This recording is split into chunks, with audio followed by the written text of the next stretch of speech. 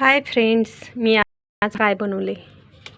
वेस्टपासून best. माझ्याकडे एक PVC pipe होता, त्याला मी कट आणि थोडा पाईप गरम करून त्याला शेप दिलाय आणि छान असा कलर केलाय. पहा, तुम्ही असं प्लांटर स्वरूपात आता यामध्ये मी वरती आहे ना मोठ्या साईज थोडंसं प्लांट लावू शकतो आणि इथे छोटे व्हेजिटेबल्स मिरची टोमॅटो लावू शकतो. आणि त्यासोबत आहे ना मी असं माझ्या झाकण पडलेलं होतं, आपल्या मोठ्या बॉटल्स असतात त्यालाही कलर केला आहे. आणि ते मी